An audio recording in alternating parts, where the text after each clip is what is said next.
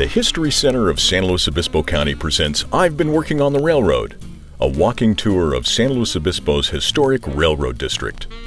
Today's tour will start right here at the historic train depot. You should be near the front double doors beneath the San Luis Obispo sign. Find a comfortable spot to stand or sit while you listen to the story of how trains changed the world as we knew it. Before the railroad came to town, life in San Luis Obispo was, for most people, pretty limited. Blessed with unsurpassed natural beauty and nearly perfect year-round weather, residents here didn't travel much, and commercial goods were restricted to what could be brought here by stagecoach, horse, or wagon. Shipped goods that made their way to Port Hartford from San Francisco or Los Angeles had to make the difficult overland journey inland to the city, and vice versa. Farmers had to trek their goods to Port Hartford, now known as Port San Luis at Avila Beach, where cargo could be loaded onto the ships that docked there 2 or 3 times each week.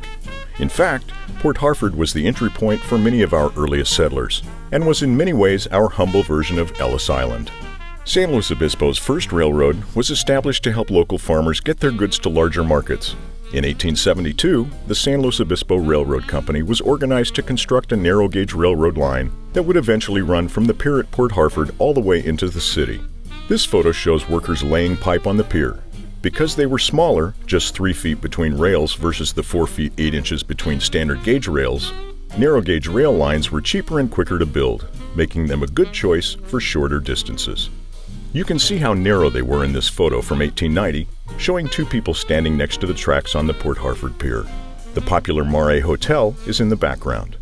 The first length of the track was less than 15 miles and was built by Pacific Coast Railway at a cost to residents of $28,500 in stock and ran for 66 years, eventually extending its length as far south as Los Olivos.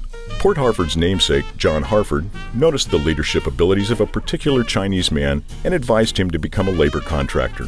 By the end of the 19th century, Louis had contracted some 160 Chinese men to work on the narrow gauge. Incidentally, the depot for this narrow gauge line was not this one, but was located on South Higuera Street on the outskirts of today's downtown district.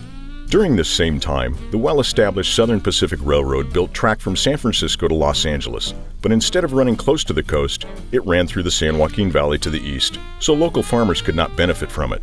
It would not be long, however, before the mighty SP would chug into a brand new station built right where we are standing.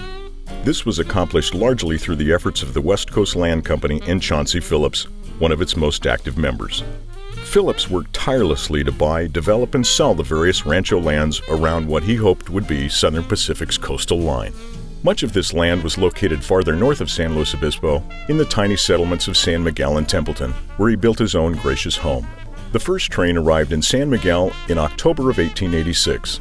But it would take 8 more years and a huge local effort to get the line extended into San Luis Obispo. Once here, the railroads opened up countless new and distant markets for local farmers and allowed people to travel to destinations unheard of before this. Chapter 1: Railroad Depot.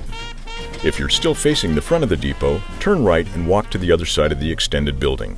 There's a concrete bench facing the tracks next to a big palm tree. From here, you'll be able to see across the tracks to the hillside neighborhood beyond.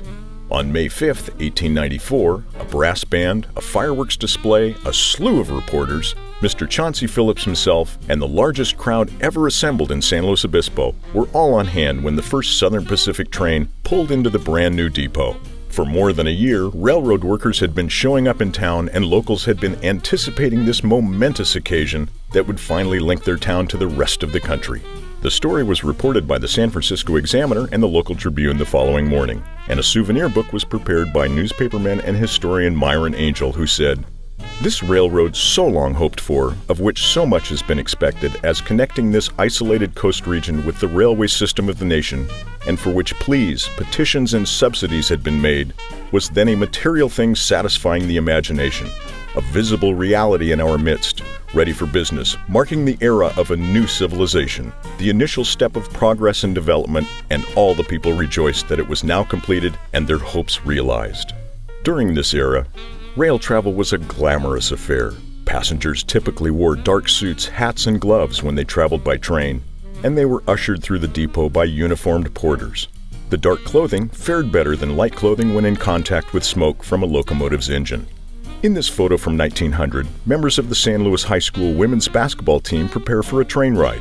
By the early 1940s, the original depot, now almost a half a century old, had fallen into disrepair and was converted into administrative offices. A new depot was built by Southern Pacific in 1942 to bring soldiers into Camp San Luis Obispo, one of the largest World War II training camps in California.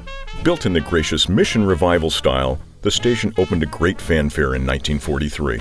By the 1960s, the old landmark was no longer in use even for offices, and was demolished in 1970. Today's depot was restored by the city in 1988, staying intentionally true to its original 1940s design.